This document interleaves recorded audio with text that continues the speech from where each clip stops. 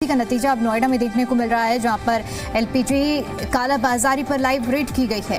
लोगों की शिकायत के बाद अलग अलग जगहों पर रेड शुरू की गई है। इलाकों में टीम जो चेकिंग कर रही है, सिलेंडर की सुचारू सप्लाई सुनिश्चित करने की कोशिश की जा रही है। तो नोएडा में एलपीजी की कालाबाजारी रोकने के लिए अलग अलग इलाकों में रेड डाली जा रही है।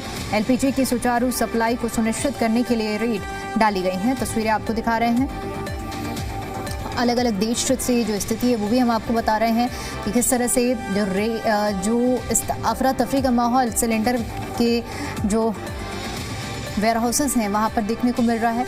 लेकिन इसी कड़ी में कालाबाजारी की खबरें भी काफ़ी ज़्यादा बढ़ गई थी और इसी कालाबाजारी को रोकने के लिए जो टीम है वो अलग अलग जगहों पर पहुंचकर रेड कर रही है। पीजी और पेट्रोलियम पदार्थ को लेकर सरकार के बार बार कहने के बावजूद अफरा तफरी का माहौल फैल गया है, पैनिक फैल गया है और इसकी वजहें हैं कुछ कंपनियों द्वारा उनके जो बुकिंग नंबर्स हैं उसमें प्रॉब्लम आना, जमाखोरी, कालाबाजारी और अन्य पहलू। इसकी वजह से तमाम जगहों पर एसेंशियल कमोडिटी एक्ट लागू होने के बावजूद दिल्ली, एनसीआर, नोएडा में तमाम जगहों पर लंबी लंबी कतारें देखी जा रही हैं। लोग परेशान घूम रहे हैं, रात के 2-2 बजे तक लाइन लगाकर सिलेंडर का इंतज़ार कर रहे हैं।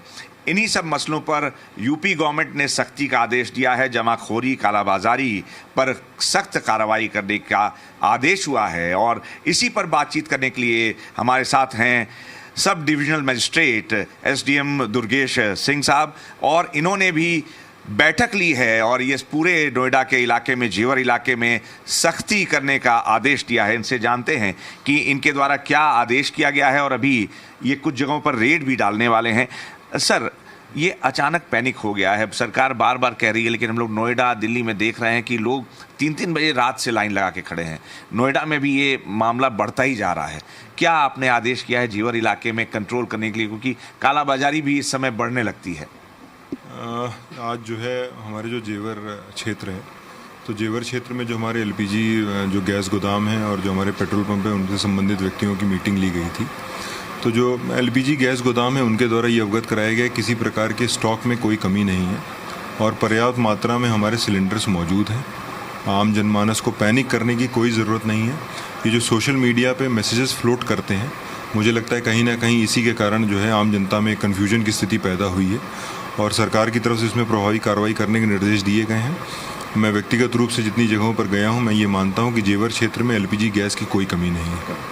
अभी आप एक इंस्ट्रक्शंस भी दे रहे थे, मैं सुन रहा था कि गाँव में कैसे लोगों का पैनिक कम किया जाए, जो पॉइंट पर्सन्स हैं वो क्या है, और आप जी न्यूज़, चूँकि जो सरोकार है वो भी उठा रहा है, तो वो मैसेज आप जी न्यूज़ के ज़रिए अगर दें लोगों को कि कैसे गाँव में अलर्ट किया जाए। जैसे कि मतलब ये है कि हमारे जो भी ऐसे पॉइंट्स होते हैं जहाँ से हमारी अफवाहें फैलती हैं, वो कुछ डेफिनेट पॉकेट्स होते हैं। तो जो डेफिनेट पॉकेट्स होते हैं उनको आइडेंटिफाई हम आसानी से कर सकते हैं कि इन डेफिनेट पॉकेट्स से ज़्यादा अफवाहें आ रही हैं।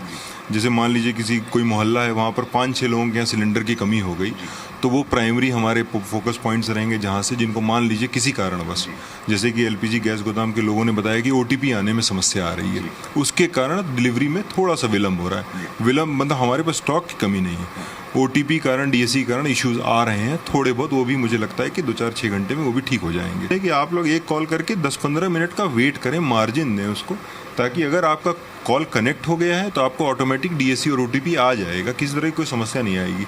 पैनिक करने की बिल्कुल ज़रूरत नहीं है। कैमरा जर्नलिस्ट सुरेश चूड़ामणि के साथ अनुराग मिश्रा, जी मीडिया, जेवर।